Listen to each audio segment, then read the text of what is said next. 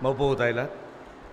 His Eminence Orlando Cardinal Quevedo, His Excellency Giuseppe Pinto, His Eminence Gaudencio Cardinal Rosales, His Excellency Most Reverend Antonio Ledesma, His Excellency Most Reverend Romulo Valles, His Excellency Most Reverend Jose Colin Bagaforo, our Archbishops and Bishops present, members of the Cabinet present, Governor Mujib Bataman, Governor Toto Magandadato, members of the clergy and religious organizations, other local government officials of Cotabato City and Maguindanao, fellow workers in government, honored guests, mga minamahal ko pong kababayan, magandang gabi po sa inyo lahat. Sinundan po natin ang ating butihing PayPal nuncio na nagtagalog, nagbisaya at nag-Ilonggo. Si Cardinal Quevedo po ay galing Ilocos, dadagdagan ko po na Ilocano maya-maya konti. Talaga naman pong pinagpala ang araw na ito upang magbuklod tayo at sama-sama magpasalamat sa banal at makabuluhang kontribusyon ni Orlando Cardinal Quevedo sa ating pong bansa. At bago nga po ang lahat, ito nga po yung kanina ko pang pinagpapraktisan, pasensya na po Cardinal kung mali ang pagbikas. Kaablaawan tayo itinaragsak nga kasangay ni Cardinal Quevedo.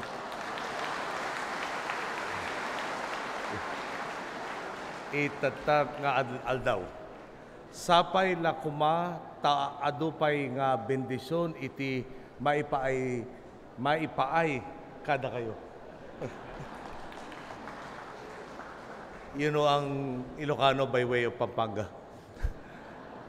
Selebrasyon din po ito ng pagpoproklama sa kanya bilang ating pong kardinal, ang kauna-unahang mula sa Mindanao.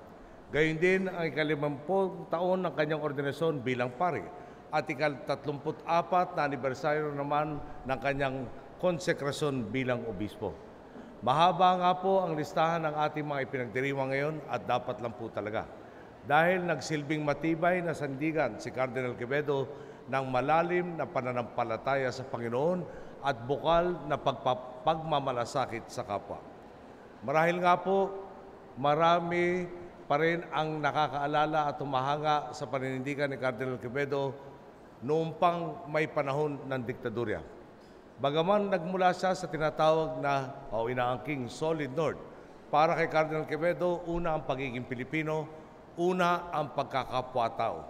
Nakiisa siya para mabawi ang demokrasya, wakasan ang pag-aabuso sa kapangyarihan at tunay na maitaguyod ang karapatan ng sambayanan. Sa ilalim nga po ng martial law, bawal mag-organisa ng anumang samahan. Pwede kang iparesto, takutin at pahirapan kahit na makibahagi lamang sa mga simpleng pagpupulong.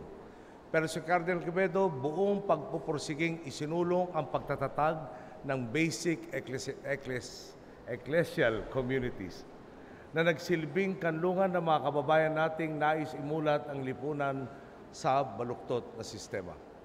At makalipas nga po ang kalahating siglo ng paglilingkod, hindi kailanman kumupas ang kanyang makatwirang prinsipyo.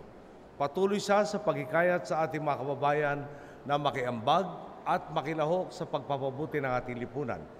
Binibigyan tinig niya ang mga naisasantabi nating mamamayan.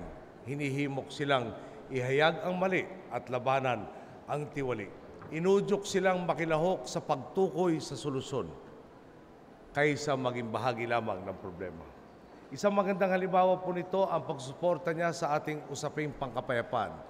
Ipinamumulat niya sa ating mga kababayan, Muslim man, lumad o Kristiyano, ang mabuting bunga ng pagsusulong ng pangmatagalang kapayapaan sa Mindanao. Kaysa natin siya sa paniniwalang sa tapat at mapayapang dialogo, mawawakasan ang dekadekadang karahasan na umangkin sa maraming buhay at naging mitsa ng paghihirap ng ating mga kababayan. Sa pagtaas ng antas ng pamumuhay sa mga komunidad, sa pagsusulong ng mapayapang paglalahad ng damdamin at interes at pagpapatupad ng batas upang matyak ang seguridad. Tiwala tayong ang taong bayan na mismo ang sisigurong matatamasa natin ang malawakang kaunlaran. Sinasalamin po na mga gawain at inisyatiba ni Cardinal Quevedo na iisang direksyon lang ang ating tinatahak, ang higit na paglilingkod sa ating mga kababayan. Lumalakas po ang loob nating ipagpatuloy ang ating agenda ng malawakang reforma dahil sa mga tulad po niya. Nananalangin, naninindigan at laging nakapanig sa malasakit at katwiran. Tunay pong nagsisilbi siyang lakas at inspirasyon ng sambayanang tumatahak sa tuwid na landas. Palapit na tayo ng palapit sa katuparan ng kolektibo nating hangarin na maabot ang permanenteng pagbabago sa ating pambansa. Ngayon at sa mga susunod pang henerasyon, nananatili ang hamon sa ating lahat. Ang maging bukal ng pagmamahal sa ating kapwa. Ang kapit-bisig na pagharap sa anumang hamon ng panahon. Sa gabay at tulong natin, Panginoon, sa pagpanig sa tama at pagtatakwil sa mali at sa ating pagkakaisa, lalo pang susulong ang Pilipino tungo sa maliwanag na kinabukasang ating inaasam. Magandang gabi po. Maraming salamat po sa inyo lahat.